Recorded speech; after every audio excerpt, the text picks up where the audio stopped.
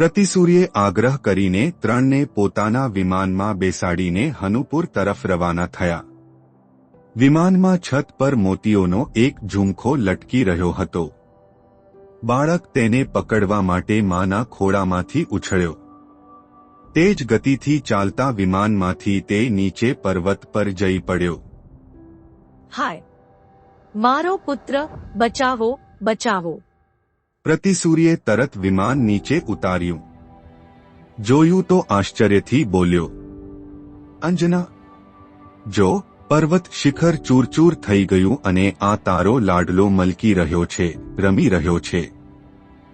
હનુપુરમાં મામાએ બાળકનો જન્મોત્સવ ઉજવીને ઘોષણા કરી, આ બાળક સર્વપ્રથમ હનુપુરમાં આવ્યો છે. એટલા માટે આનું નામ રહેશે હનુમાન. જ્યોતિષીએ ગ્રહ જોઈને કહ્યું, આ ઘણો વીર, મહાબળી અને વજાંગ શરીરવાળો તથા દયાળુ અને શ્રેષ્ઠ સદાચારી થશે. ઘણા સમય પછી પવનંજય યુદ્ધમાં વિજય પ્રાપ્ત કરી આદિત્યપુર પાછો આવ્યો. અંજનાના મહેલનું દ્વાર બંધ જોઈને દાસીને પૂછ્યું, સ્વર્ણા, શું વાત છે? અંજના ક્યાં છે? દ્વાર કેમ બંધ છે? દાસી રડવા જેવી થઈને બોલી, સ્વામી, આપની ગેરહાજરીમાં બહુ મોટો અનર્થ થઈ ગયો. યુવરાણીને ગર્ભવતી જોઈને રાણીમાએ તેમને કલંકિની માનીને ઘરની બહાર કાઢી મૂક્યા છે.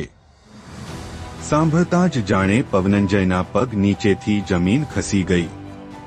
તેઓ ગભરાઈ ગયા. રાણીમા પાસે આવીને બધી ઘટના સંભળાવતા કહ્યું, તે રાતની સાક્ષીમાં મેં તેને મુદ્રિકા આપી હતી, તો પણ તેનો વિશ્વાસ ન કર્યો. રાણીમાના મોઢામાંથી ચીસ નીકળી પડી. હાય, મેં પોતાના હાથે પોતાના કુળનો નાશ કરી દીધો. પછી જોશમાં આવીને પવનંજયે પ્રતિજ્ઞા કરી, હું ધરતીનો ખૂણો ખૂણો ખૂંદી નાખીશ. મારી અંજના જ્યાં પણ હશે તેને શોધીને લાવીશ, નહીં તો હું પણ જીવિત નહીં રહું. અને તેઓ અંજનાની શોધમાં મહેન્દ્રપુર પહોંચ્યા. દ્વારપાળને પૂછ્યું, અંજના ક્યાં છે?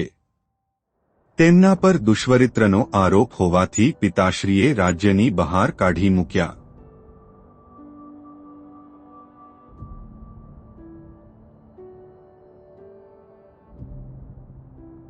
लर्न एंड टर्न का संपूर्ण सिलेबस या कोर्स चाहिए तो हमारी वेबसाइट पर विजिट करें और सिलेबस नाम के सेक्शन पर जाएं।